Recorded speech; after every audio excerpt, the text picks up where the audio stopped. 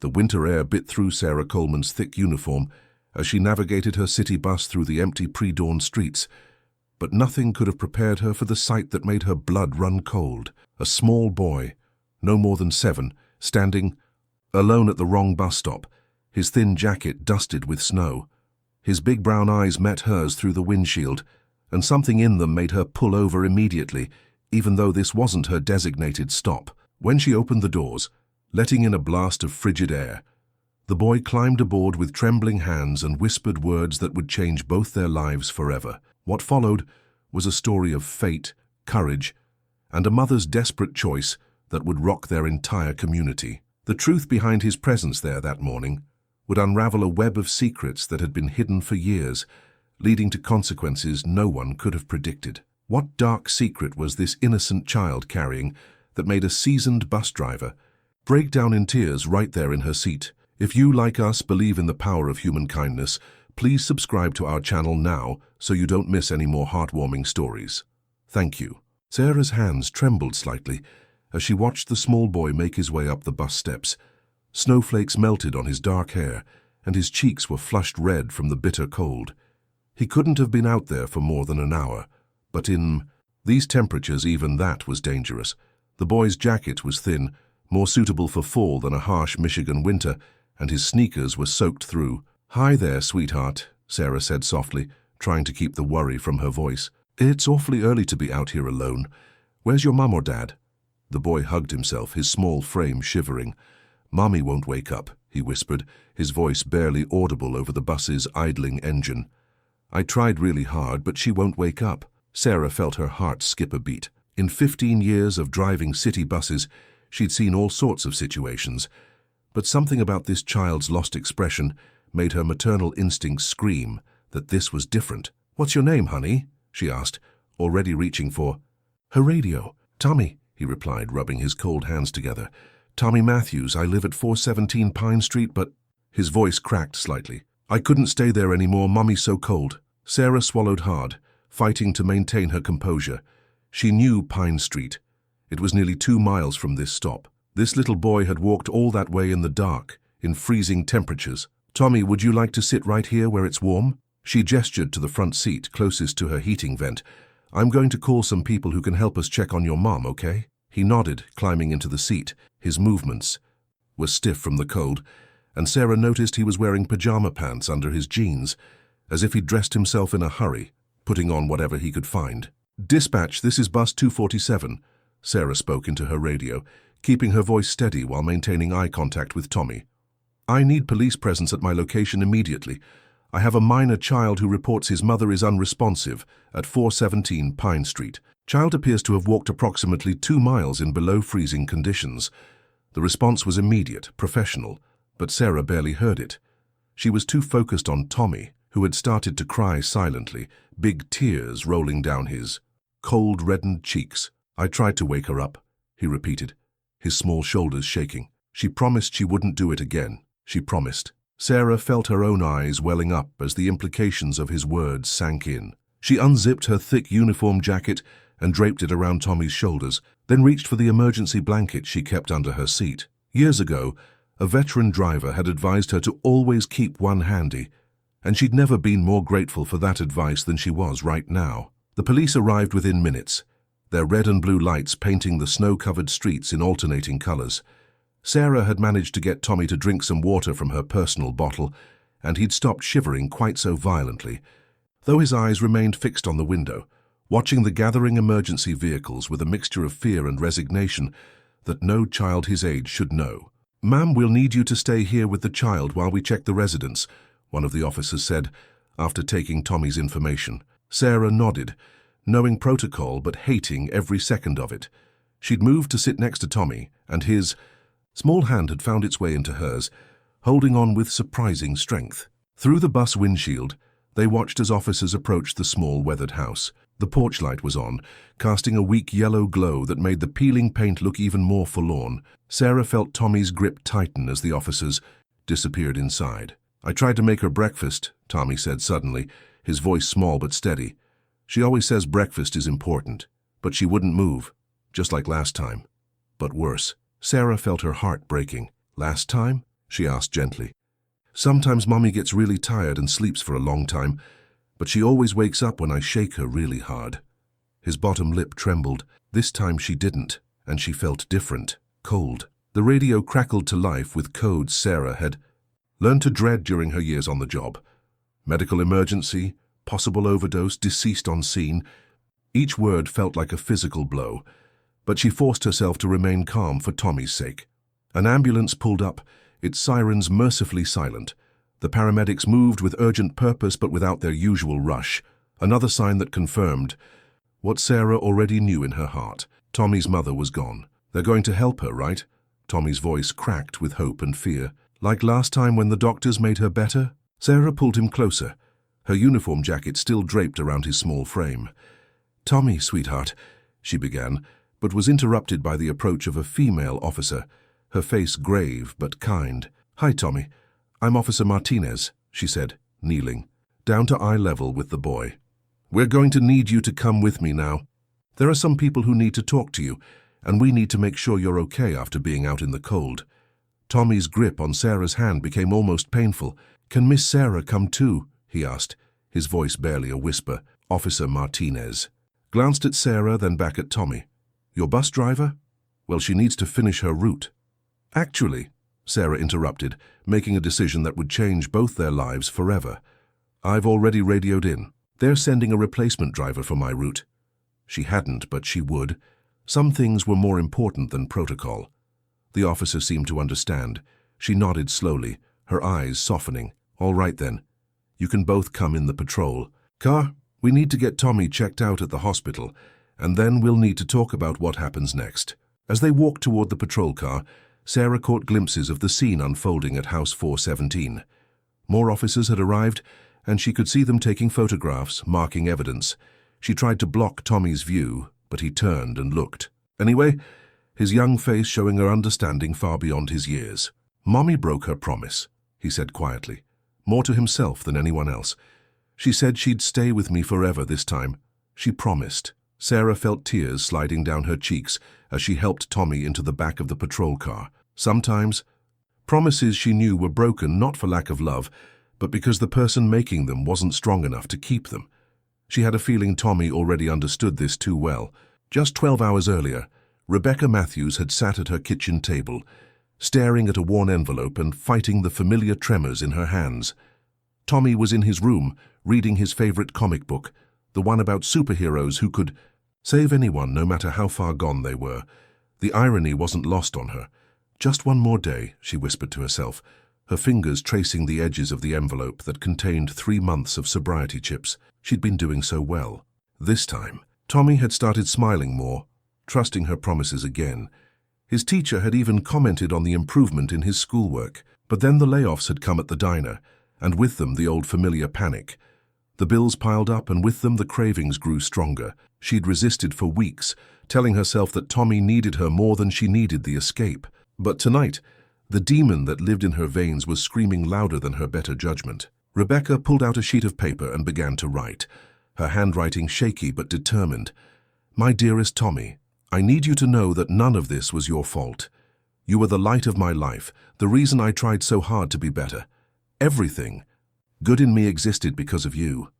There are things I never told you, things about your father that you deserve to know. She paused, wiping tears from her cheeks. Through the thin walls, she could hear Tommy talking to himself as he read, doing different voices for different characters, her beautiful, resilient boy who had learned too young how to take care of himself. The letter continued, page after page of confessions, apologies, and a truth she'd kept hidden for 7 years, the identity of Tommy's father, and why she'd never told him about his son. She included contact information, bank accounts she'd never touched, and a final desperate plea for forgiveness. When she finished writing, Rebecca sealed the letter in a fresh envelope and wrote, "For Tommy," on the front. She tucked it into his favorite book, knowing he'd find it eventually. Then she went to his room one last time. Time for bed, sweetheart, she said, trying to keep her voice steady. Tommy looked up, his face bright with innocent love. 5 more minutes, please? The hero's about to save everyone. Okay, 5 more minutes, she agreed, sitting on his bed. Can I have a hug first? Tommy launched himself into her arms. and Rebecca held him tight, memorizing every detail. The smell of his shampoo, the warmth of his small body, the pure trust in his embrace. "I love you more than anything in this whole world," she whispered, into his hair. "Don't ever forget that." "Love you too, Mommy," Tommy mumbled, already turning back to his comic. "The hero always wins in the end, right?" Rebecca stood up, her legs shaking. "Right, baby, the hero always wins." She paused at his doorway, taking one last look at her son. "Sweet dreams, Tommy. Sweet dreams, Mommy. See you at breakfast." Those were the last words he would ever say to her. Hours later, in the cold darkness of her bathroom, Rebecca Matthews lost her final battle with addiction, leaving behind a little boy who would spend the rest of his life trying to understand. Why some heroes couldn't save themselves? The fluorescent lights of Detroit Children's Hospital cast harsh shadows across Tommy's sleeping face. He'd finally drifted off after the doctors had checked him for hypothermia and other cold weather effects, his small hand still clutching Sarah's. Even in sleep, she hadn't left his side, not even when her supervisor called demanding an explanation for abandoning her route. Ms. Coleman, a woman in a charcoal grey suit, appeared in the doorway, her expression professionally neutral. "I'm Linda Warren from Child Protective Services. Could we speak outside?" Sarah carefully extracted her hand from Tommy's grip, her heart aching as he stirred slightly before settling back into exhausted sleep. She followed the social worker into the hallway, already dreading what was coming. "I understand you're the bus driver who found him," Linda said, consulting her tablet. "We appreciate your assistance, but we'll take things from here. We've located an emergency placement facility that can take him tonight." "A facility?" Sarah's voice came out sharper than intended. "He's just lost his mother. He needs stability, not an institution." Linda's expression softened slightly. "I understand your concern, but this is standard procedure. Once we've completed our initial assessment, we'll look for a suitable foster placement." "I'll take him," Sarah said, surprising herself with the immediacy of her response. "Temporarily, at least, until you can find his family." "Ms. Coleman, while your concern is admirable, there are protocols we must follow. Background checks, home studies, training programs." Linda paused, studying Sarah's face. "Besides, you're a stranger who met him just hours ago." "I'm also the only person he trusts right now," Sarah countered, thinking of the way Tommy had clung to her through the medical examinations, how he'd only spoken when she encouraged him. "He's been through enough trauma today." A nurse approached, them holding a plastic bag. "We found this in his jacket pocket," she said, handing it to Linda. "It's addressed to him." Sarah recognized Rebecca's handwriting on the envelope. "For Tommy." Linda opened it carefully, her eyes scanning the contents. Her professional demeanor cracked slightly as she read. "Well," she said finally, "this changes things." She looked at Sarah with new interest. "It seems Tommy's mother left some very specific information about his father, a man named James Harrison. He's a corporate lawyer in Birmingham. Successful, married, no other children." Sarah felt her stomach tighten. Birmingham was one of Detroit's wealthiest suburbs, worlds away from Tommy's life on Pine Street. Does he know about Tommy? According to this letter, no. Rebecca never told him she was pregnant. Linda sighed, rubbing her temples. "This complicates things. We'll need to notify him, of course. He has rights as the biological father." A small sound from the doorway made them both turn. Tommy stood there in his hospital gown, looking even smaller than before. "I don't want to go with strangers," he said, his voice trembling but determined. "Can I stay with Miss Sarah?" "Please." Linda looked between them, her professional reserve, warring with the obvious bond she could see. Finally, she pulled out her phone. "Let me make some calls. Ms. Coleman will need to start your emergency foster care certification immediately. It's not standard procedure, but..." She glanced at Tommy, who had moved to stand close to Sarah. "Sometimes procedures need to bend for the best interest of the child." Sarah wrapped an arm around Tommy's shoulders, feeling him lean into her side. "I have a spare room," she said, "and I can take family leave from work, whatever it takes." "You should know," Linda warned. "Once we notify the father, everything could change. If he wants custody, then we'll deal with that when it comes," Sarah interrupted, feeling Tommy's grip tighten on her shirt. "Right now, this boy needs someone he trusts, and a safe place to grieve his mother." Linda nodded slowly. "I'll start the paperwork, but..." "Ms. Coleman, don't make promises you can't keep. This situation is temporary at best." As the social worker walked away, Tommy looked up at Sarah with eyes too old for his young face. "Are you going to leave too?" he asked quietly. Sarah knelt down to his level, her heart breaking at the fear in his voice. "No, Tommy, I'm not going. Anywhere. We'll figure this out together, okay?" He nodded, wrapping his arms around her neck in a fierce hug. Over his shoulder, Sarah caught sight of their reflection in the hospital window, a bus driver still in her uniform, holding a grieving boy she'd met just hours ago. Nothing about this was conventional, but somehow it felt absolutely right. Sarah's apartment felt different with Tommy in it. The spare room she'd used for storage had been quickly transformed into a child's bedroom with borrowed bedding from her neighbor and a small lamp that cast gentle shadows on the walls. It wasn't much, but it was safe, and for now that had to be enough. "You've got to be kidding me, Sarah," her sister Rachel's voice crackled through the phone. "You can't just take in some random kid. What about your job, your life?" Sarah watched Tommy, sleeping through the cracked door as she whispered into her phone. "You don't understand, Rachel.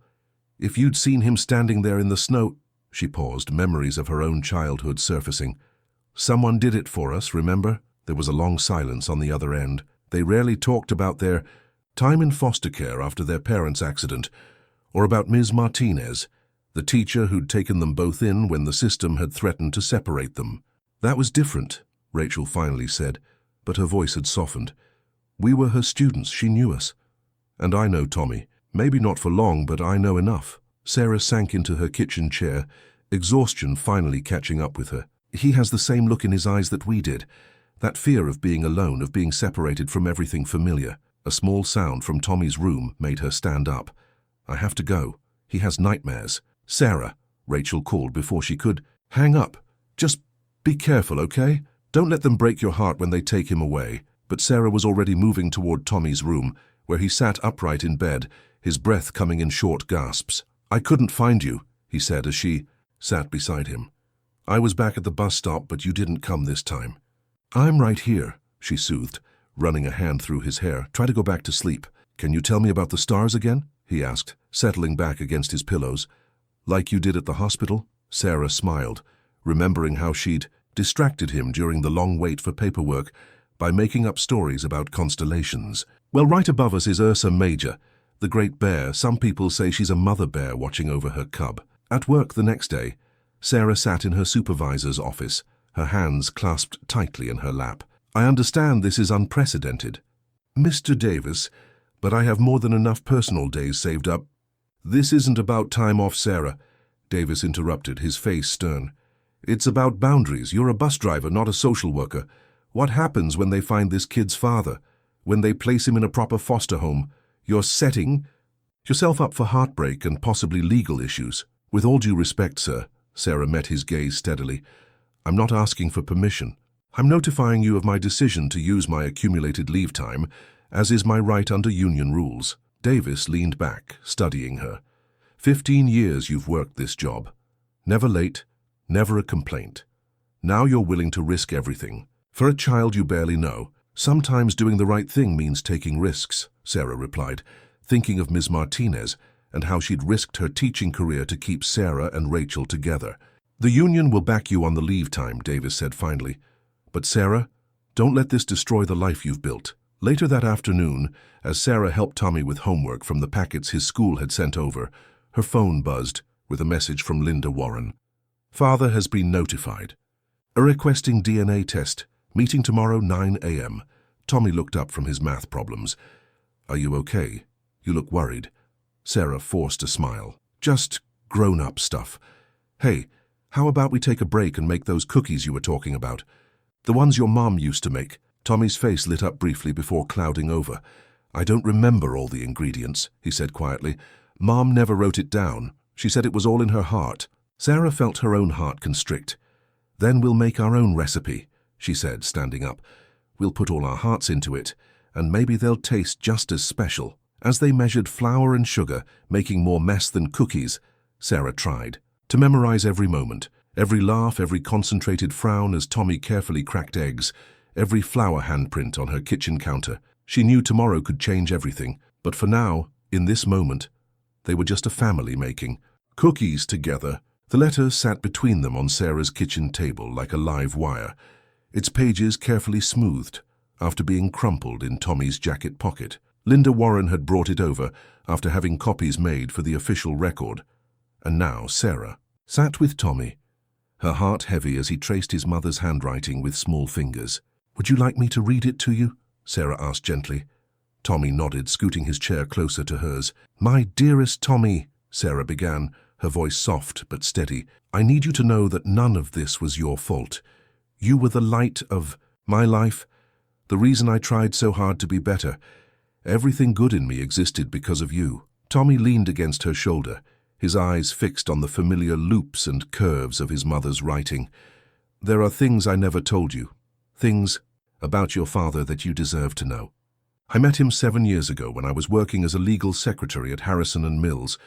His name is James Harrison, and he is one of the partners. We fell in love, or at least I thought we did. He was married, and I was young and foolish, enough to believe him when he said he would leave his wife." Sarah paused, feeling Tommy tense beside her. She almost stopped reading, but his small hand gripped her arm, urging her to continue. "When I found out I was pregnant with you, I was so scared. James had already ended things between us, going back to his wife and his perfect life in Birmingham. I couldn't bear the thought of being just another scandal for him to sweep under the rug. But you, my beautiful boy, you were never a mistake. You were my miracle." The letter went on, detailing account numbers at banks Sarah had never heard of, small amounts of money Rebecca had managed to save over the years. There was information about James Harrison, his business address, his home address, even the names of his partners at the law firm. "I'm leaving this letter because I know I'm not strong enough anymore. The darkness is winning, and you deserve so much better than a mother who can't keep her promises. In the bottom drawer of my dresser, there's a box with evidence, photos, letters, emails that prove James is your father. I kept them not for revenge, but to make sure you would have answers one day." Tommy's grip on Sarah's arm tightened. "There's more," he whispered, pointing to the final paragraph. "My biggest regret is not giving you the father you deserved. James Harrison is a powerful man, but he's also a coward who chose his reputation over his own child. But Tommy, you are so much more than his choices or my failures. You are pure, light, pure love, and I know that somewhere out there, someone will see that in you the way I always have." Sarah's voice cracked on the final lines. "I love you more than life itself. I'm sorry I wasn't stronger. Please forgive me, Mum." The kitchen fell silent except for the soft ticking of the clock and Tommy's quiet sniffles. Sarah pulled him into her lap, letting him bury his face in her shoulder. "She loved you so much," Sarah whispered into his hair. "Sometimes people can love with all their heart and still not be strong enough to stay." "Did she know about the box?" Linda asked from the doorway where she'd been listening quietly. "The one with the evidence?" Tommy nodded against Sarah's shoulder. "I saw her looking at it sometimes when she thought I was sleeping. It's in her room." Linda made a note on her tablet. "We'll need that box for the hearing tomorrow. Mr. Harrison's lawyers are already trying to dispute paternity." Sarah felt Tommy begin to tremble. "Do I have to go with him? I don't want a father who didn't want me." "No one's going anywhere yet," Sarah assured him, though she knew it wasn't entirely her promise to make. "Right now you're safe here with me." Linda's expression was sympathetic but realistic. "The court will consider all options, Tommy. But your mother's letter and the evidence she kept, that changes things. It gives us leverage." "Leverage? For what?" Tommy asked, sitting up and wiping his eyes. "To make sure whatever happens next is what's best for you," Linda replied, her professional mask softening as she watched Tommy lean back into Sarah's embrace. "Your mother's last gift to you was the truth. Now it's our job to use that truth to protect you." Sarah held Tommy tighter, thinking about the meeting tomorrow, about James Harrison and his expensive lawyers, about all the ways lives could be turned upside down by a single letter. But right now, in her small kitchen, with Tommy's trust warm against her heart, she made a silent promise to Rebecca Matthews. "Your son will be loved. He will be protected. He will know his worth goes far beyond any mistakes his parents made." The law offices of Harrison and Mills occupied the top 3 floors of a gleaming downtown high-rise, a world away from Pine Street. Linda Warren's preliminary investigation had uncovered what Rebecca's letter had only hinted at. James Harrison wasn't just successful, he was Detroit legal royalty. His firm handled mergers worth billions. His wife chaired multiple charity boards, and their Christmas parties made the society pages. He's worth millions, Linda explained to Sarah over coffee.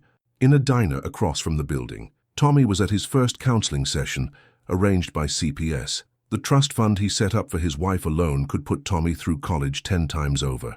Sarah watched a sleek black car pull up to the building's entrance, but he never sent a dime to help Rebecca, even when she was struggling to feed their son. According to these, Linda spread out printouts of old emails, retrieved from Rebecca's box of evidence. She did reach out 3 times. First when she was pregnant, then when Tommy was born, and again when he started school. Sarah leaned forward, reading the cold, formal responses from Harrison's legal team. Our client denies any personal relationship. Any further contact will be considered harassment. Cease and desist. He buried her, Sarah whispered, anger rising in her throat. Used his power and money to make her disappear. Yes, but Rebecca was smarter than he gave her credit for. Linda pulled out more documents. She kept everything. Photos of them together at firm events, hotel receipts, love letters he wrote. Her? She even had a paternity test done when Tommy was born, though she never filed it. Sarah's coffee grew cold as they pored over the evidence. A younger James Harrison smiled from photographs, his arm around Rebecca at holiday parties. Handwritten notes on legal letterhead promised love, future, forever. Bank statements showed small deposits, hush money perhaps, that stopped abruptly when Rebecca refused to sign a non-disclosure agreement. But why keep it all secret from Tommy? Sarah wondered aloud. Why let him grow up thinking he had no father? The last email explains that, Linda said softly, sliding over a printed page. She wrote it 6 months ago, but never sent it. Sarah read aloud. James, I won't ask for money anymore. I won't ask for anything. But Tommy deserves to know his father's name, to understand that his existence isn't a mistake. He has your eyes, your laugh, your way of thinking through problems step by step. He's the best of both of us, though I know you'll never allow yourself to see it. I'm trying to get clean again for him. If I fail this time, he'll need someone. Please, if not for me, then for your son. The email was never finished, Linda said quietly. Found it saved in her drafts. Sarah thought of Tommy in his counseling session, trying to make sense of a world that kept shifting under his feet. What happens now? Now it gets complicated. Harrison's wife is pregnant, their first child. The timing couldn't be worse for him. A secret, illegitimate son appearing just as he's about to become a father. Linda shook her head. His lawyers have been calling all morning, trying to buy silence, offering a trust fund for Tommy, private school, college, everything Rebecca couldn't give him, all contingent on complete confidentiality and no contact. Sarah felt sick. They want to erase him, just like they tried to erase Rebecca. It's not an unusual arrangement in these situations, Linda said carefully. The money would secure Tommy's future. His future shouldn't have to be bought with his identity, Sarah snapped, then took a deep breath. Sorry, I've seen what secrets do to kids, how they internalize shame that isn't theirs to carry. Linda gathered the documents, tucking them carefully away. Harrison's asked for a private meeting. Tomorrow morning, he wants to see Tommy. No, Sarah said immediately. He doesn't get to waltz in now after 7 years of denial. That's not our decision to make, Linda reminded her gently. Tommy has a right to meet his father, and Harrison has parental rights that no amount of past behavior can simply erase. Sarah stared out the diner window at the towering law offices. Somewhere up there, a man was probably sitting in an expensive office, strategizing how to deal with the son he'd pretended didn't exist. A son who, at this very moment, was sharing his fears with a child psychologist, trying to understand why everyone he loved seemed to leave him. I'll be there, Sarah said firmly. When he meets Tommy, I don't care about legal rights or protocol. That boy doesn't face another trauma alone. Linda studied her for a long moment, then nodded. I'll arrange it. But Sarah, remember what I said about not making promises you can't keep. Harrison has the resources to make this very difficult for everyone. Some things are worth fighting for, Sarah replied, thinking of Tommy's resilient spirit, his capacity for love despite everything he'd lost. Some promises have to be kept, no matter the cost. As they left the diner, Sarah's phone buzzed with a text from the counseling center. Tommy was done early, asking for her. She hurried to her car, leaving the shadow of Harrison and Mills behind. But knowing it would loom over all their tomorrows until the truth, all of it, finally came to light. The conference room at Child Protective Services felt too small for the weight of the moment it contained. Tommy sat between Sarah and Linda, his small frame nearly disappearing into the oversized office chair. Across the table, James Harrison, cut an imposing figure in his tailored suit, flanked by two attorneys who hadn't stopped writing since the meeting began. "Hello, Tommy," Harrison said, his voice softer than Sarah had expected. I'm James, though I suppose you know that now." Tommy didn't respond. His hand found Sarah's under the table, squeezing tight. "Perhaps," one of Harrison's lawyers interjected, smoothly, "we could have a moment alone with the boy, to establish a natural rapport without outside influences." "No," Tommy said suddenly, his voice small but firm. "I want Miss Sarah to stay." Harrison's face tightened almost imperceptibly. "Of course, these circumstances are unusual. But Tommy, I want you to know that I'm here now, ready to take responsibility." Sarah felt Tommy's grip tighten. She'd stayed up late with him the night before, talking through his fears, helping him understand he didn't owe this man anything. Not his trust, not his love, not even his attention. "Why didn't you want me before?" Tommy asked, the question hanging in the air like shattered glass. The lawyers shifted uncomfortably, but Harrison held up a hand to silence their attempted intervention. "It's complicated, son. I made mistakes. Choices I'm not proud of.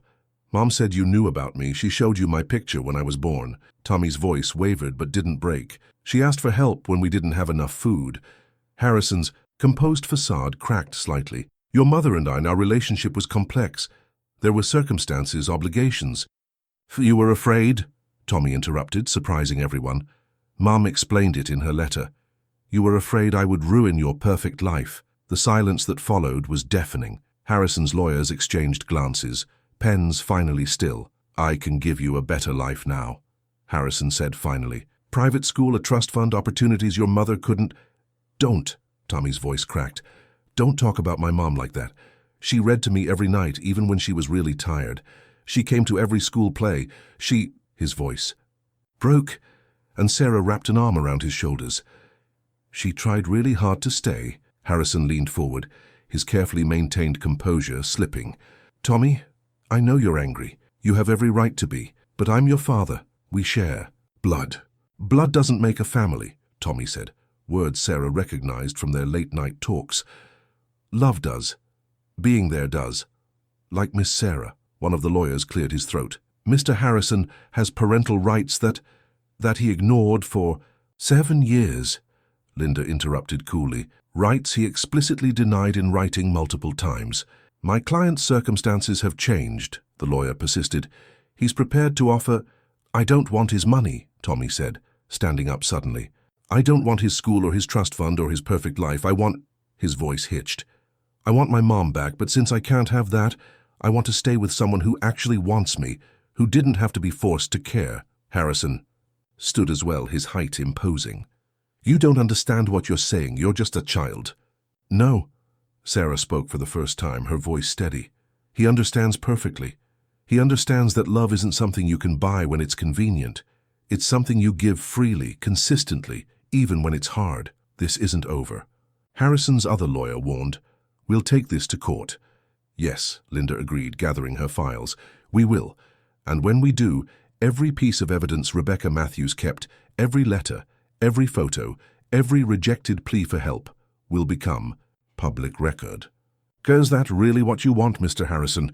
The threat hung in the air, unspoken but clear. Scandal, exposure, the carefully maintained image of Detroit's premier lawyer shattered. Harrison stared at his son, really looked at him perhaps for the first time, and something shifted in his expression. Recognition, maybe. Regret. "You have her eyes," he said softly, "her determination. I have her heart, too," Tommy replied, turning away. "Can we go home now, Miss Sarah?" Sarah stood, keeping her arm around Tommy's shoulders. "Yes, sweetheart, we can go home." As they walked out, Harrison called after them. "Tommy, wait, please. We can find a way to make this work." Tommy paused in the doorway but didn't. "Turn around. Maybe someday," he said quietly, "but not because you have to. Only if you really want to know me, the real me, not just the secret you tried to hide." The door closed behind them with a soft click, leaving James Harrison and his lawyers with nothing but the echo of truth in a child's voice. The Detroit winter tightened its grip on the city as January deepened, bringing with it the kind of cold that seemed to freeze more than just the air. Sarah stood at her apartment window, watching snow spiral down in the glow of streetlights, her mind racing with the day's events. Behind her, Tommy slept on the couch, exhausted from the emotional toll of meeting his father. Her phone buzzed again. Another message from Rachel. Saw the Harrison name in the legal notices. Sarah, do you know what you're getting into? She did and she didn't. Her savings were dwindling faster than expected. Taking in a child meant more than just food and clothing. It meant doctor's appointments, school supplies, winter boots when his old ones sprang a leak. Her leave from work would end soon, and then what? Childcare costs alone would eat half her paycheck. A small sound from the couch drew her attention. Tommy was stirring, his face troubled in sleep. "Mom," he murmured. "Don't go." Sarah moved. To him quickly, kneeling beside the couch. "It's okay," she whispered, smoothing his hair. "You're safe." His eyes fluttered open, confusion giving way to recognition. "I had the dream again," he said softly, "about the snow and the bus stop, but this time no one came." "I'll always come," Sarah promised, even as a voice in her head echoed Linda's, warning about promises she might not be able to keep. Tommy sat up, rubbing his eyes. "Mr. Harrison, my father, he has a baby coming, a real family." "Hey!" Sarah took his hands in hers. "You are real. Your feelings are real. Your worth is real. Don't let anyone make you feel like a secret that needs to be kept. But what if the judge makes me go with him? His house is huge, his wife has a garden, and there's a pool, and none of that matters if you're not loved for exactly who you are," Sarah finished firmly. "Besides, we have something better than a pool." "What?" "Hot chocolate with extra marshmallows. Come on." In the kitchen, as Sarah heated milk on the stove, Tommy sat at the table drawing. He'd been doing that more lately, creating elaborate stories in pictures, filling pages with colors and life. "What are you drawing?" she asked, stirring cocoa into the warm milk. "Us," he said simply, pushing the paper toward her. The crayon figures showed Sarah and Tommy building a snowman, while a larger figure, Rebecca, watched from above, surrounded by stars. Mom loved the stars. She said they were windows to heaven. Sarah swallowed the lump in her throat. "That's beautiful, Tommy." "Miss Sarah." His voice was hesitant. "Can I tell you something?" "Anything." Sometimes I feel happy being here with you, and then I feel bad, because how can I be happy when Mom is gone?" His lower lip trembled. "Does that make me a bad person?" Sarah abandoned the cocoa and pulled him into a tight hug. "No, sweetheart, it makes you human. Your mom wanted you to be happy. Being happy doesn't mean you love her any less. But what if I forget her? What if I forget what her voice sounded like or how she smiled? Then I'll help you remember," Sarah promised. "We'll write down all your memories, save every picture. She'll always be part of your story." Later that night, after Tommy had finally fallen asleep in his bed, Sarah sat at her kitchen table with a pile of bills and a growing headache.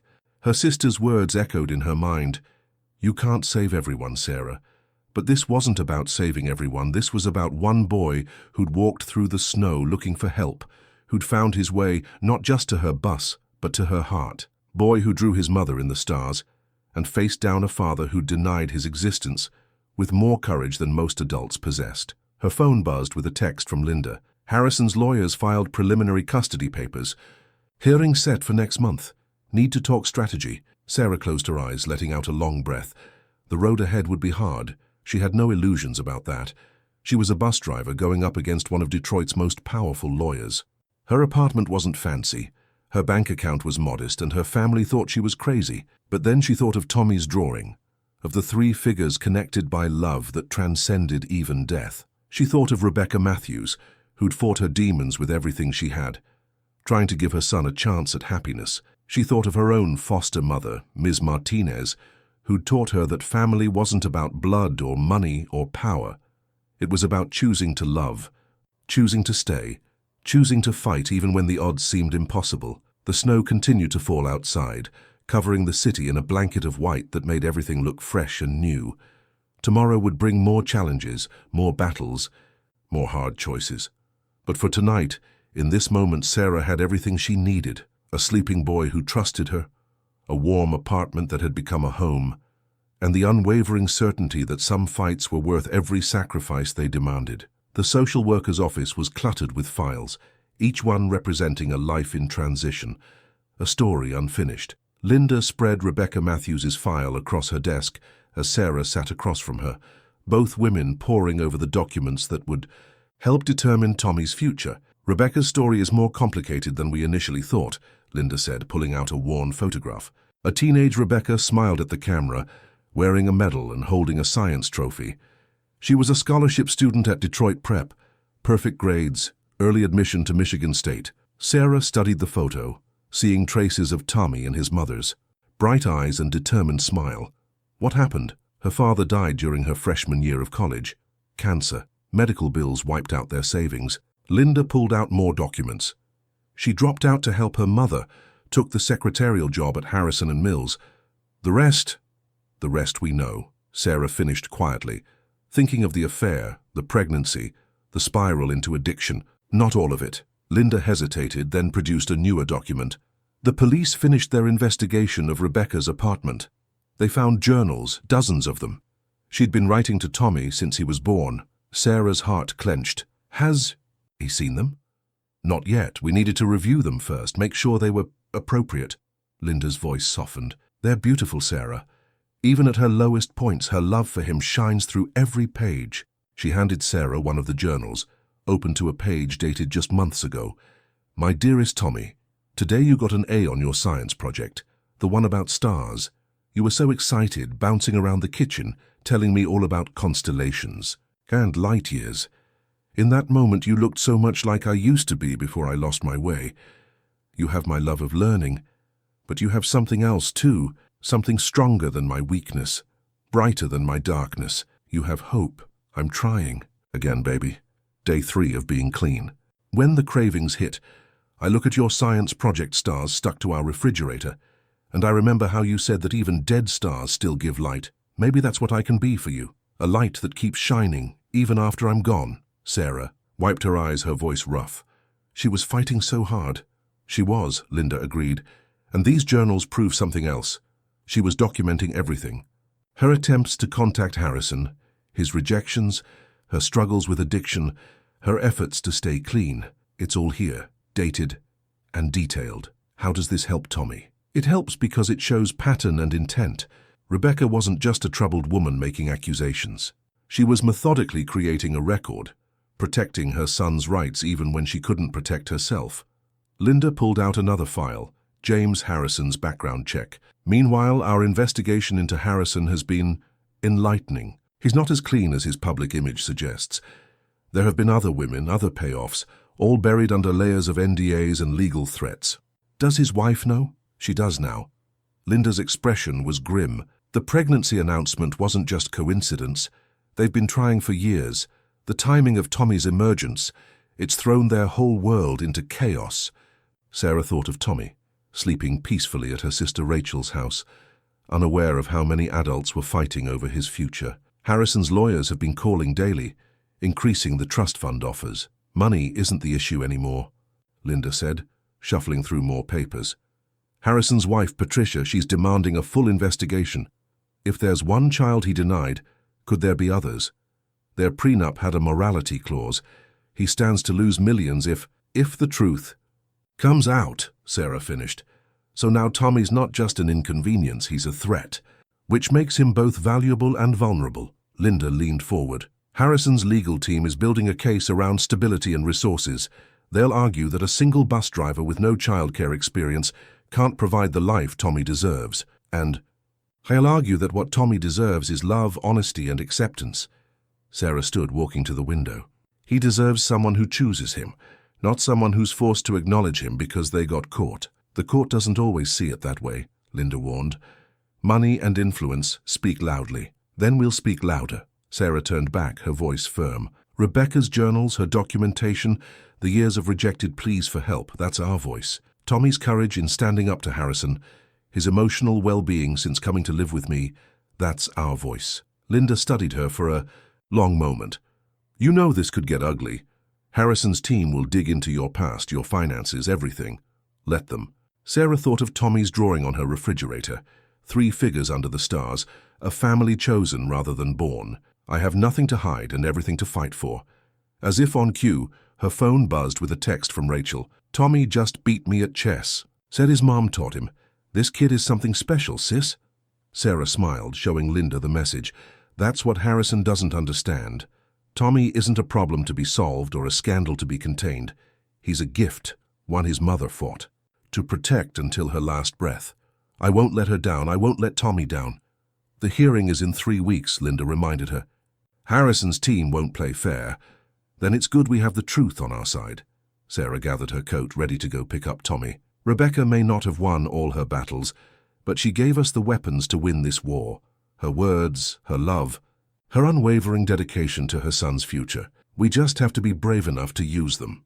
The call came on a Tuesday afternoon, just as Sarah was helping Tommy with his science homework. Linda's voice was tight with urgency. "Harrison's wife is here at the office.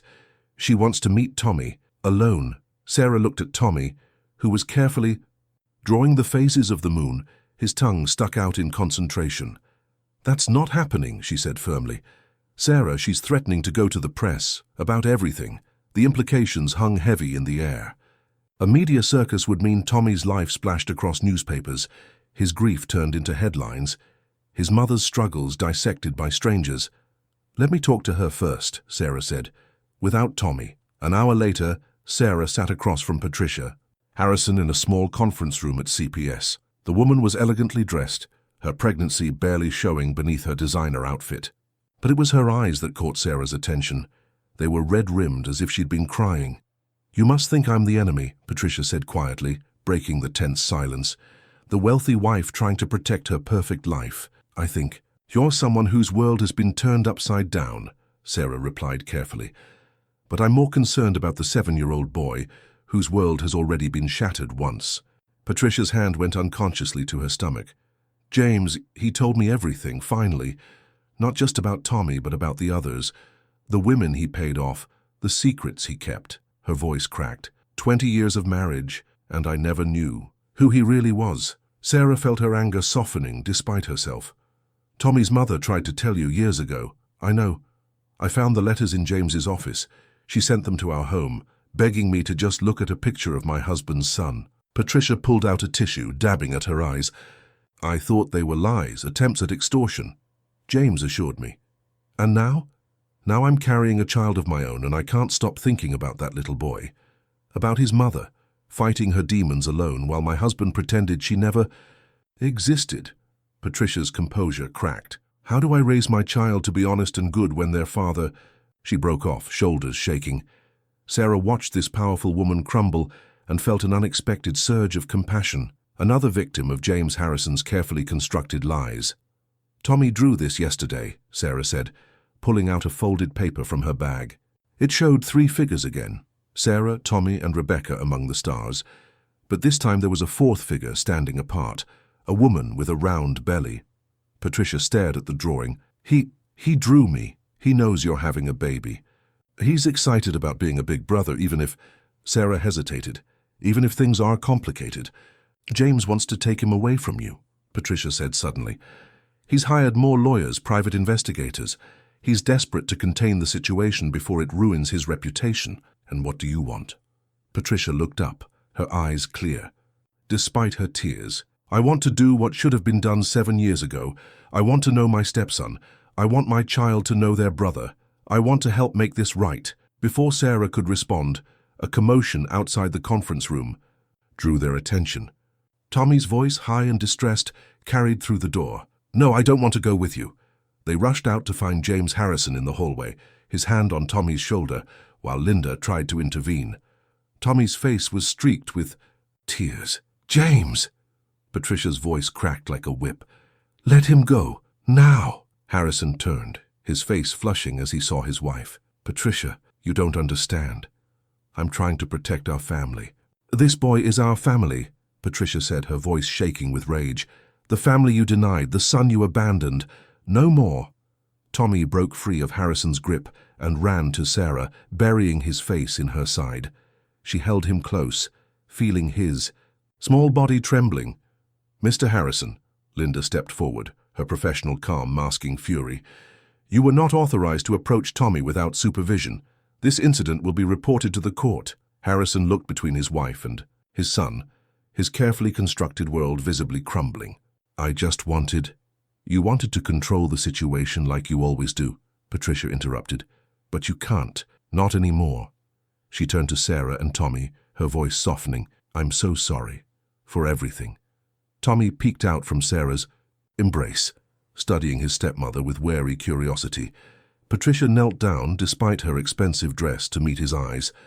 I'd like to know you, Tommy, not to take you away from Sarah, but to be part of your life. If you'll let me. Tommy looked up at Sarah, who nodded encouragingly. Could my little brother or sister know about Mom too? About her stars? Patricia smiled through her tears. I think that's a wonderful idea. James Harrison stood frozen, watching his two worlds collide and transform. His wife choosing truth over pride, his son offering forgiveness he hadn't earned. The masks were falling, the walls crumbling, and in their place, something new and unexpected was taking root. The possibility of healing. The juvenile court building loomed over them, its brick facade stern and imposing in the February morning light. Sarah straightened Tommy's tie, a small blue clip-on that Rachel had bought him for the occasion. His hair was neatly combed, but his hands couldn't stop fidgeting with the straps of his backpack. Remember what we talked about, Sarah said softly, kneeling to his level. Just tell the truth, that's all anyone can ask of you. What if I say something wrong? Tommy's voice quavered. What if I mess everything up? You can't mess this up. Sweetheart, your feelings are your truth and no one can tell you they're wrong. Linda met them at the courthouse steps, her briefcase bulging with documents. Behind her, Patricia Harrison stood waiting, a silent show of support that still surprised Sarah. James Harrison was nowhere to be seen. He's not coming, Patricia explained, noting Sarah's glance around. After what happened at CPS, well, his lawyers thought it best if he maintained his distance during the proceedings. Inside the courtroom, the battle lines were clearly drawn. Harrison's legal team occupied one side, their expensive suits and leather briefcases speaking of power and influence. On Sarah's side sat Linda, Patricia, and Rachel, who had taken a rare day off from work to testify about Tommy's life with her sister. The judge, a woman in her 60s with steel-grey hair and sharp eyes, began by addressing Tommy directly. Young, man, do you understand why we're here today? Tommy stood, his voice small but clear in the formal courtroom. Yes, Mom, you're deciding where I'm going to live. That's right, and I want you to know that everything you say in this room matters. You're not just a subject being discussed. You're a person with feelings and thoughts that we need to hear. Sarah felt her throat tighten at the judge's kindness, at Tommy's brave little nod. The proceedings began with Harrison's lawyers presenting their case. They spoke of resources, opportunities, the advantages of private education and financial security. They painted Sarah as a well-meaning but inadequate guardian, emphasizing her modest income and lack of formal education beyond high school. But then Linda began her presentation, and the tone of the hearing shifted dramatically. Your Honor, I'd like to enter into evidence the personal journals of Rebecca Matthews, Tommy's mother. She placed a stack of notebooks on the judge's desk. These document not only her struggles and her deep love for her son, but also the systematic way in which James Harrison denied his paternity and refused support. The journals were followed by the emails, the photographs, the rejected plea letters. Each piece of evidence built a picture, not of a woman seeking money, but of a mother fighting to give her child a chance to know his father. Patricia's testimony came as a shock to Harrison's legal team. She spoke of finding the letters, of her husband's deceptions, of her own journey from denial to understanding. Your Honor, she concluded, I'm here to support Sarah Coleman's petition for guardianship. Not because I don't want Tommy in my life, but because I believe she can give him something my husband and I cannot. Unconditional acceptance and love without agenda. Rachel spoke next, describing the transformation she'd witnessed in Tommy since he came to live with Sarah. He has nightmares sometimes, she admitted, about the snow, about his mother. But he knows he's safe now, he knows he's loved. Finally, it was Tommy's turn. He sat in the witness chair, looking smaller than ever, but his voice was steady. Can you tell me about your life with Ms. Coleman? The judge asked gently. She makes me feel safe, Tommy said simply. She helps me remember Mom without feeling sad all the time. She reads me stories and helps with my homework and, his voice caught, she never makes me feel like a secret that needs to be hidden. Harrison's lawyers attempted to redirect the conversation toward future opportunities, but Tommy wasn't finished. I know Mr. Harrison can give me lots of things, But Miss Sarah already gave me the most important thing. He looked directly at the judge. She chose me even when it was hard, even when people told her not to. She chose me every day. The judge leaned forward. And what about Mrs. Harrison? How do you feel about her? Tommy's face brightened slightly. Patricia's nice. She wants to know about Mom, and she lets me talk about the baby. I want to be a big brother. But, he looked at Sarah, his eyes filling with tears. I want to live with Miss Sarah. She's home now.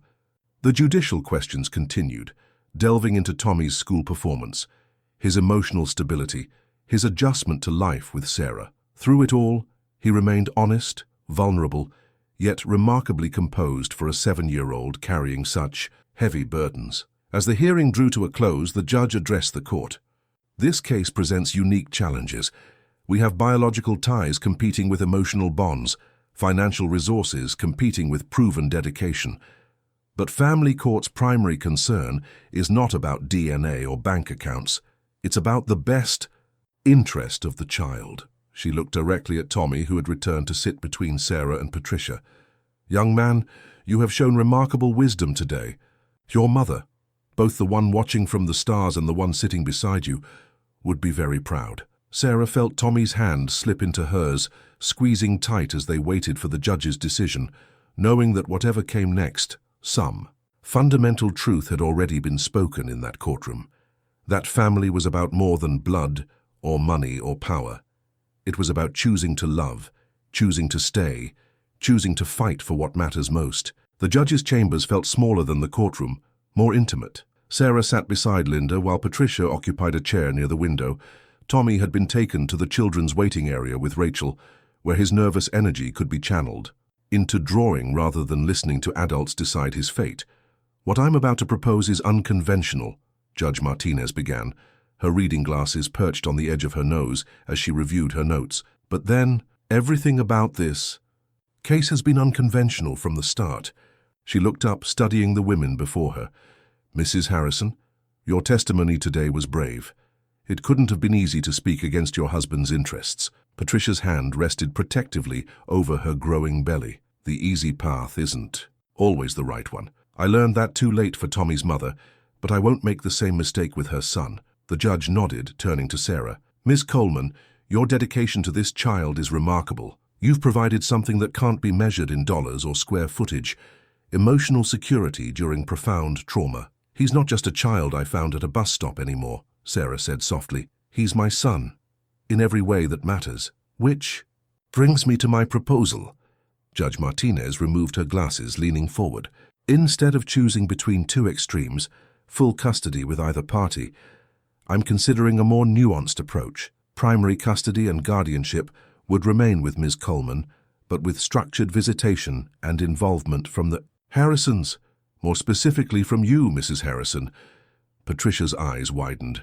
James won't like that. Mr. Harrison's preferences are not my primary concern. Tommy's welfare is. The judge's voice was firm. The boy has expressed a clear desire to maintain his home with Ms. Coleman while building a relationship with his sibling-to-be. I believe we can honor both needs. Sarah felt hope bubble up in her chest. How would it work? Mrs. Harrison would have regular visitation rights, including overnight stays once Tommy feels comfortable. She could attend school events, participate in holidays, be part of Tommy's extended family without disrupting his primary home life. And James? Patricia asked quietly. Mr. Harrison's access would be supervised and contingent upon Tommy's comfort. Level and therapeutic recommendations. He has much trust to rebuild. The judge shuffled some papers. Additionally, I'm inclined to order that the trust fund Rebecca Matthews refused years ago be established now, not as a bargaining chip, but as Tommy's rightful inheritance. Linda spoke up for the first time. Your Honor, what about Rebecca's journals? Tommy hasn't read them yet. They'll be released to Ms. Coleman's custody. She can share them with Tommy when she feels he's ready. The judge's expression softened. Those journals tell a love story, complicated and tragic, but pure in its essence. Tommy deserves to know that story when the time is right. Sarah thought of the notebooks, filled with a mother's hopes and fears, her dreams for her son. I've been recording memories with Tommy, she said. Little things he remembers about Rebecca. We write them down so he won't forget. That's exactly why you're the right choice for primary custody, the judge smiled. You're not trying to replace his mother. You're helping him honor her memory while building a new future. Patricia stood suddenly, moving to Sarah's chair. Thank you, she said, her voice thick with emotion, for loving him when we didn't, for seeing him when we looked away. She held out her hand. I promise to be the best stepmother I can be. On your terms, at Tommy's pace. Sarah took the offered hand, feeling the weight of the moment. Two women from different worlds, united by love for one little boy. He's excited about the baby, she said. Keeps drawing pictures of himself teaching his little brother or sister about the stars, like Rebecca taught him. Patricia smiled through tears. I'd like to learn about them too, about her. Maybe we all could. The judge watched this exchange with approval. I'll have my clerk draw up the official orders, but I believe we've found our path forward. Mrs. Harrison, can you accept these terms on behalf of your family? Patricia straightened, one hand still clasped with Sarah's, the other resting on her stomach. Yes, Your Honor. And if James cannot, well, that will be his loss to bear. I won't let Tommy down again. Ms. Coleman, are you prepared for the challenges ahead? Co-parenting isn't easy under the best circumstances. Sarah thought of Tommy in the waiting room, probably adding to his collection of star-filled family portraits. She thought of Rebecca's journals, waiting to share their wisdom and love. She thought of her own journey, from bus driver to mother, guided by nothing more than the certainty that some children find their way to exactly the hearts they need. I'm prepared, she said firmly. Tommy and we're already family. Now we're just making room for that family to grow. Judge Martinez smiled, making a final note in her file. Then let's bring Tommy in and share the good news. I think he's drawn enough pictures for one day. As Linda went to fetch Tommy, Sarah and Patricia shared a look of understanding. The road ahead would have its bumps and turns, but they would navigate it together, guided by the light of a mother's love, both the one who watched from the stars and the ones who remained to carry her dreams forward. Spring came early to Detroit that year, melting away the snow that had brought Tommy and Sarah together. The crocuses were just beginning to peek through the soil in Patricia's garden when Tommy had his first overnight stay at the Harrison house. Sarah had helped him pack his backpack, including his favorite constellation book and the framed photo of Rebecca that never left his bedside. You can call me any time, Sarah reminded him, straightening his jacket in the Harrisons' circular driveway. Even if it's just to say goodnight. I know. Tommy smiled, more confident now than he'd been in months. Patricia said we're going to plant Mom's favorite flowers in the baby's garden. Did you know Mom loved sunflowers?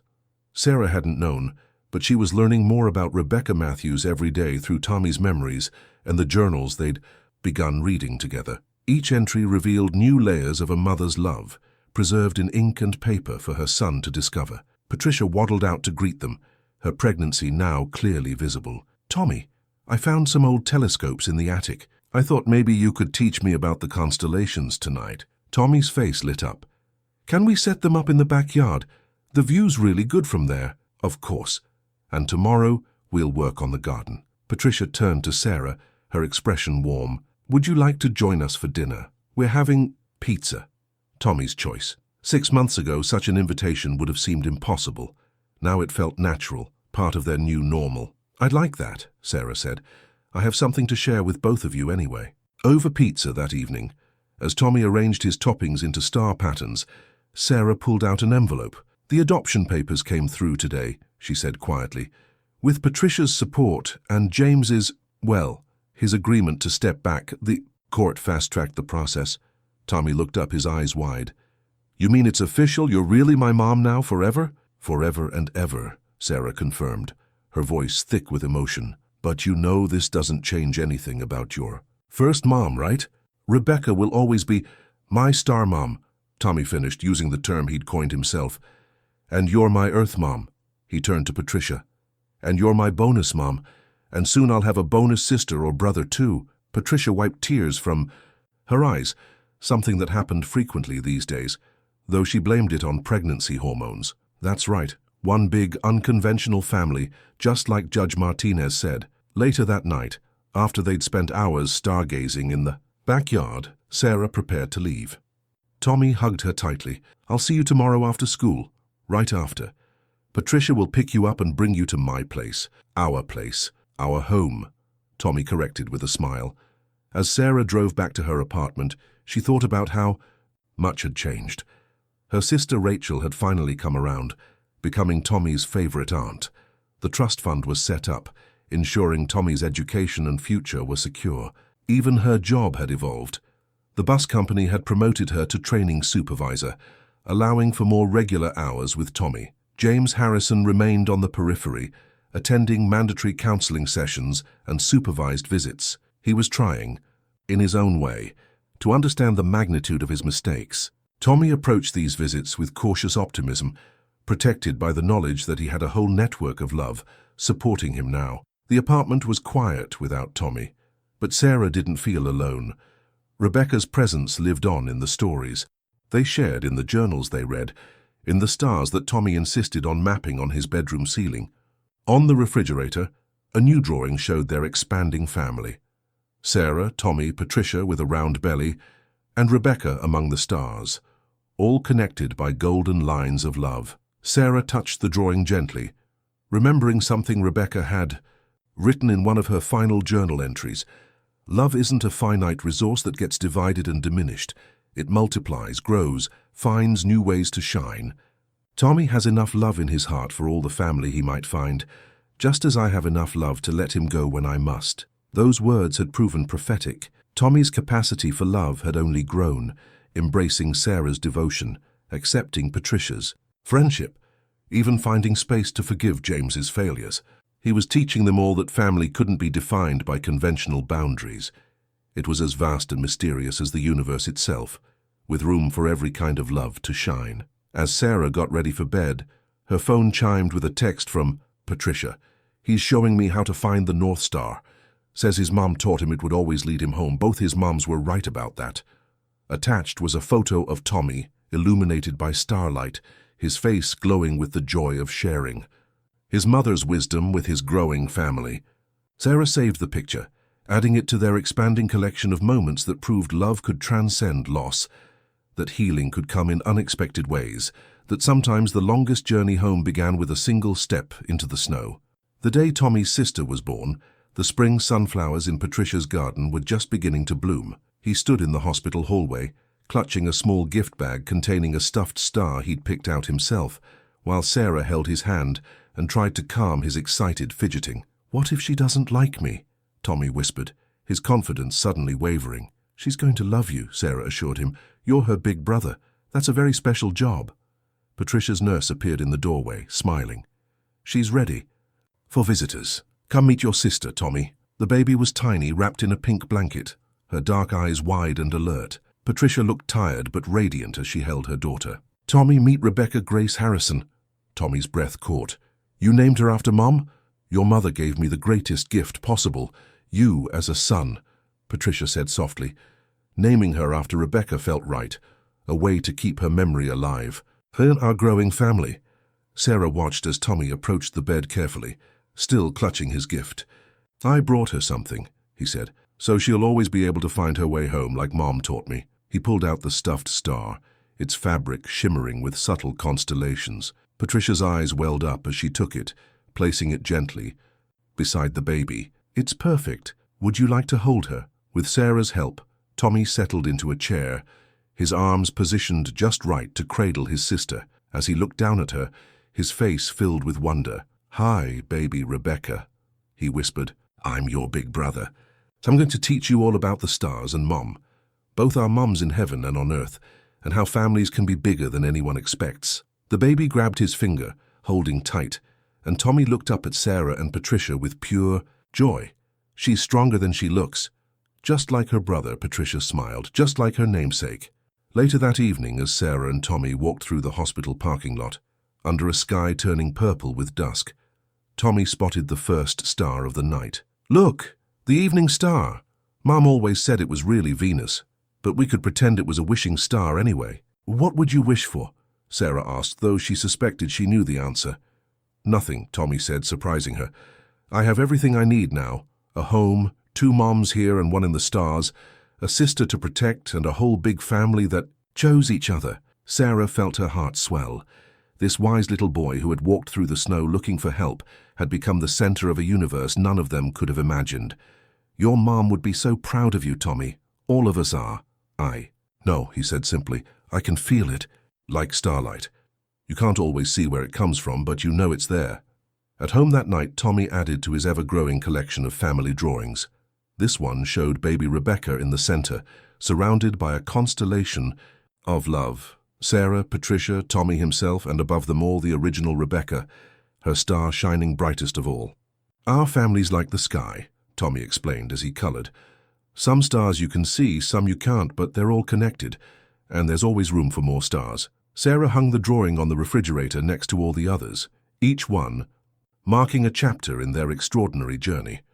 From that first snowy morning to this warm spring evening, they had built something remarkable, a family defined not by blood or law, but by choice and love and the courage to believe in both. As she tucked Tommy into bed, surrounded by the glow-in-the-dark stars on his ceiling, he asked sleepily, "Do you think baby Rebecca will understand about our special family when she's bigger?" "She'll understand," Sarah assured him, smoothing his hair, "because she'll have the best big brother to show her that love makes all kinds of families possible, that sometimes the most beautiful constellations are the ones we create ourselves." Tommy smiled, already drifting off. Like Mom always said, light finds a way to shine even in the darkest night. Sarah kissed his forehead, thinking of all the lights that had guided them here, Rebecca's enduring love, Patricia's brave choices, and most of all, Tommy's unwavering faith in the power of chosen family. Outside his window, Venus continued to shine, a beacon of hope for all those still finding their way home. 1 year had passed since that snowy morning at the bus stop. Tommy's 8th birthday party filled Sarah's backyard with laughter, the autumn air crisp and clean. Baby Rebecca, now 6 months old, dozed in Patricia's arms while Tommy showed his school friends the telescope he'd received, a joint gift from Sarah and the Harrisons. "Mom!" Tommy called out, using the name that now felt as natural as breathing to both him and Sarah. "Can we set up the telescope after everyone leaves? The moon's going to be full tonight." "Of course, sweetheart," Sarah replied, setting out another plate of cupcakes decorated with star-shaped sprinkles. Each one had been carefully crafted, according to Rebecca's recipe, found in one of her journals, the same journals that now sat in a special box in Tommy's room, read page by page during their nightly story times. Rachel appeared at Sarah's side helping with the decorations. "Who would have thought a year ago that we'd be here?" she mused, watching Tommy demonstrate constellation patterns to his friends using glow-stick bracelets. "You, me, the Harrisons, all these kids, it's like a miracle, the kind that takes work." Sarah smiled, remembering the challenges they'd overcome, the late-night tears, the difficult questions, the gradual building of trust between all parties. Even James Harrison had begun to change, attending therapy regularly and learning to connect with his son on Tommy's terms. Patricia made her way over, gently rocking a stirring Rebecca. "Tommy's been telling everyone about the star map he's making. For the baby's room," she said, "he's determined she'll know all the constellations before she can walk. Just like his mother taught him." Sarah nodded, and they all knew which mother she meant. Rebecca's presence was everywhere today, in the recipe of the cupcakes, in the star theme Tommy had insisted on, in the gentle way he looked after his baby sister. The party continued into the afternoon, a celebration not just of Tommy's birthday, but of the family they'd built. Linda Warren stopped by, no longer as a social worker but as a friend, bearing a gift and news about a support group she'd helped establish for unconventional families like theirs. As the sun began to set and guests started to leave, Tommy gathered his closest family around the picnic table. "I want to show you something," he said, pulling out a carefully wrapped package. "I made it in art class." Inside was a handmade book, its cover decorated with silver stars. "The Story of My Family," read the title in Tommy's careful handwriting. He opened it slowly, revealing pages filled with photographs, drawings, and written memories. The first page showed Rebecca, smiling in the photo they'd found in her journals. "My star mom," the caption read, "who taught me about love and constellations." The next pages chronicled their journey.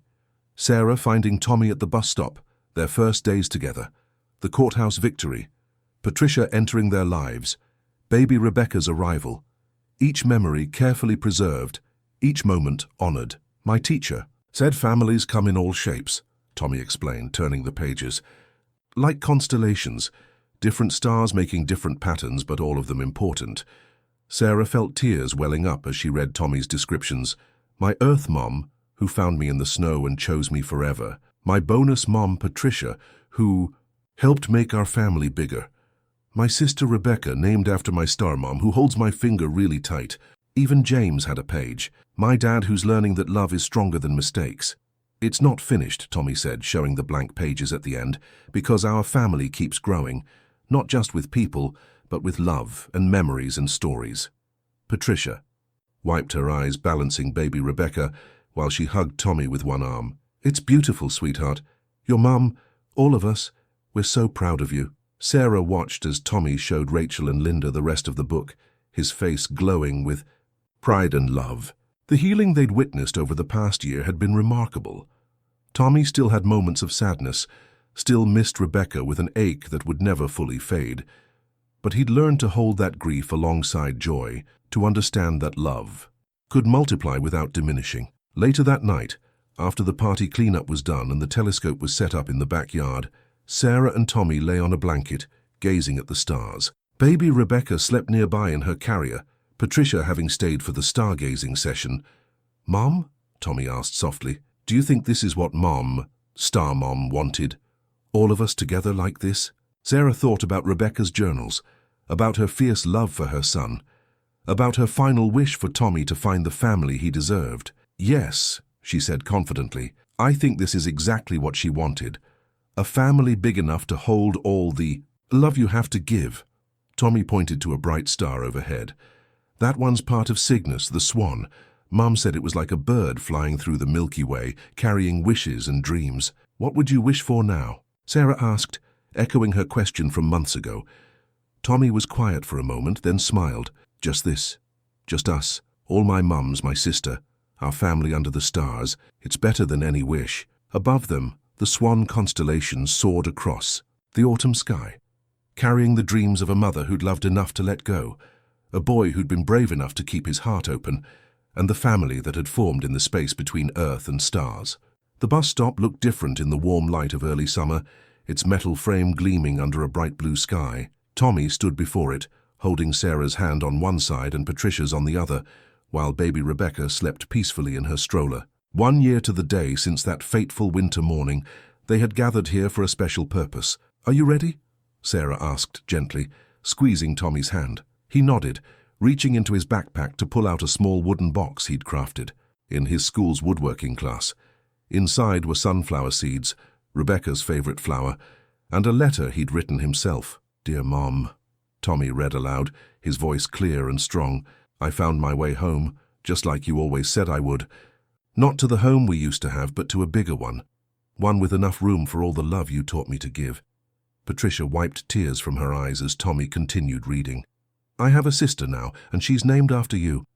I tell her about the stars every night, and sometimes she looks up at the sky and laughs like she can see you watching over us.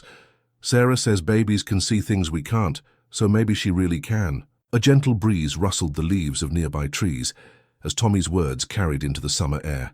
I'm not angry anymore about you leaving. Sarah helped me understand that sometimes people we love fight battles we can't see, and that your love, for me, was stronger than anything, even stronger than the darkness that took you away. Baby Rebecca stirred in her stroller, making soft cooing sounds. Tommy smiled at his sister before turning back to his letter. Patricia and Sarah taught me that mums come in different ways, but all of them are real. You're my star mom, watching from above. Sarah's my Earth mum who found me when I was lost, and Patricia's my bonus mum who helped make our family complete. He paused, looking up at the bus stop sign. Sometimes I come here with Sarah when she's driving her route. She lets me tell other kids about how families can grow in unexpected ways, like flowers breaking through concrete. Dad's learning this, too. He's different now. He listens more. And last week he helped me build a new telescope stand for watching your stars. Sarah felt her heart swell with pride as Tommy reached the end of his letter. I want you to know that I'm okay. I'm more than okay, I'm happy. And it's okay for you to be happy too. Wherever you are among the stars, you don't have to worry about me anymore. I have so many people to love me now, and I know how to keep your love alive in my heart. Tommy folded the letter carefully, placing it in the wooden box with the sunflower seeds. Together, They walked to a small patch of earth near the bus stop, where the city had granted them permission to create a tiny garden. Tommy dug a small hole, placing the box inside. "The sunflowers will grow here," he explained, "and everyone who waits at this bus stop will see them. Maybe they'll help other kids who feel lost. Show them that beautiful things can grow in unexpected places." As they covered the box with soil, Patricia spoke softly. "Rebecca would be so proud of you, Tommy, of your strength, your wisdom, your capacity to love." "She is proud," Tommy said with certainty. "I feel it every time I look at the stars." He turned to Sarah. "Just like I feel your love every morning when I wake up, and every night when you tuck me in." Sarah pulled him close, remembering that snowy morning that had changed everything. "You taught me about love too, you know, about how the heart expands to hold whatever it needs to hold." They stood together, this remarkable family, watching as Tommy patted the soil one final time.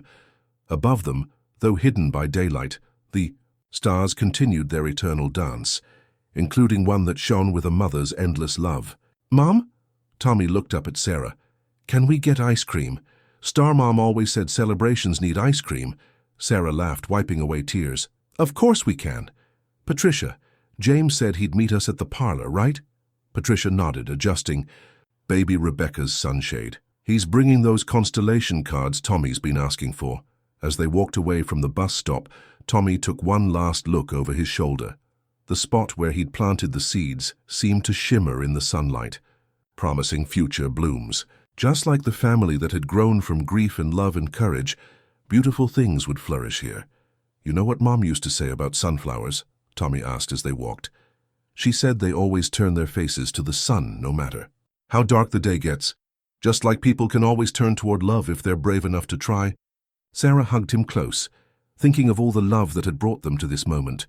Rebecca's lasting legacy, Patricia's open heart, James's gradual redemption, and Tommy's unwavering faith in the power of chosen family. Above them, a single cloud drifted across the summer sky, its shape reminiscent of a flower reaching for the sun.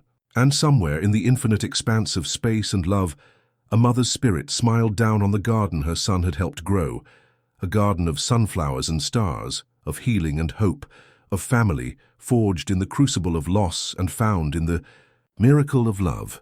The end. If you, like us, believe in the power of love and second chances, please subscribe to our channel now so you don't miss any more heartwarming stories. Thank you.